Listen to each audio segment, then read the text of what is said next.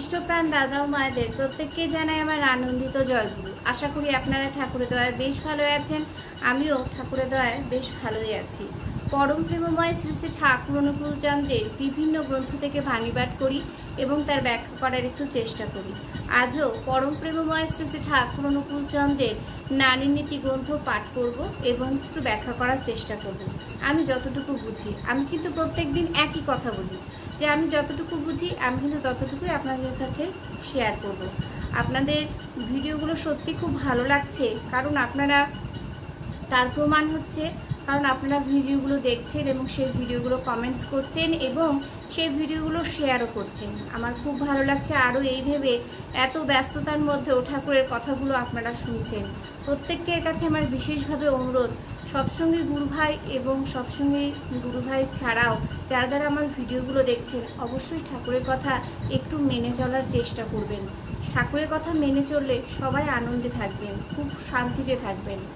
আমাদের দিন দুনিয়ার যা পরিস্থিতি, যা অবস্থা, সেই ক্ষেত্রে ঠাকুরের কথাগুলো মেনে চলা খুব দরকার। সৎসঙ্গী গুরুভাই গুরুগণ যারা যারা রয়েছেন তারা তো আমরা ঠাকুরের কথা মেনে চলার চেষ্টা করি, আরেকটু যাতে ভালো করতে পারি সেদিকে সবাই নজর রাখবো, খেয়াল রাখবো।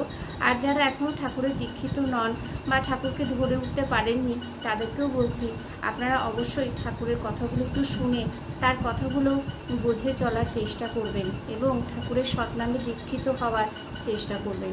জয়গুরু। কথা আর বাড়াচ্ছি না, শুরু করছি পরম প্রেমময় শ্রী শ্রী ঠাকুর অনুকূল চন্দ্রের নারী নীতি গ্রন্থ পাঠ ও তার ব্যাখ্যা।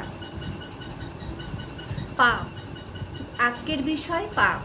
তাহাকেই পাপ বলিয়া জানিও যাহা তোমাকে জীবন যশ ও বৃদ্ধি হইতে বঞ্চিত করিয়া অজ্ঞতা, হীনতা ও দুর্বলতাকে লইয়া মরণ পথের যাত্রী করিয়া তোলে।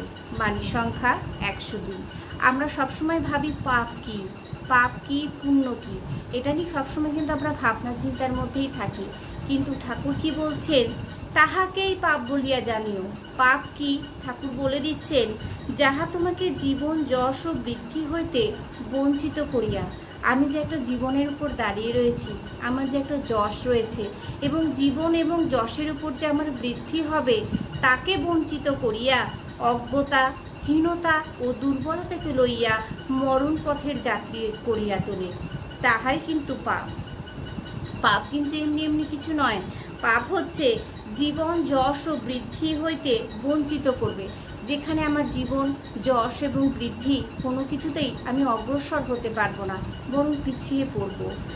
অজ্ঞতা, হীনতা ও দুর্বলতাকে লইয়ে সাথে কি থাকবে? সাথে থাকবে অজ্ঞতা, থাকবে জানা থাকবে না কোনো বিষয়ে, হীনতা থাকবে এবং দুর্বলতাকে সেই লয়েই কিন্তু মরণ পথের যাত্রী করে তুলবে, যা কোনোদিন আমাদের পক্ষে ভালো নয়। মরণ পথের কোলে আমরা কিন্তু ধাবিত হব, সেটাই কিন্তু পাপ। ঠাকুর বলছেন মরণ পথের যাত্রী করিয়া তোলে, সেটাই হচ্ছে কিন্তু পাপ। জয়গুরু। প্রত্যেককে সবাই ভালো থাকবেন, সুস্থ থাকবেন, ঠাকুরকে মাথায় নিয়ে চলবেন। আর একটা কথা, যদি ভিডিওটা ভালো লেগে থাকে তাহলে অবশ্যই সবার কাছে শেয়ার করবেন এবং সঠিক বললাম কিনা সেটাও কিন্তু কমেন্টসের মাধ্যমে অবশ্যই জানাবেন। জয়গুরু। দেখা হচ্ছে পরবর্তী আরেকটি ভিডিওতে। জয়গুরু।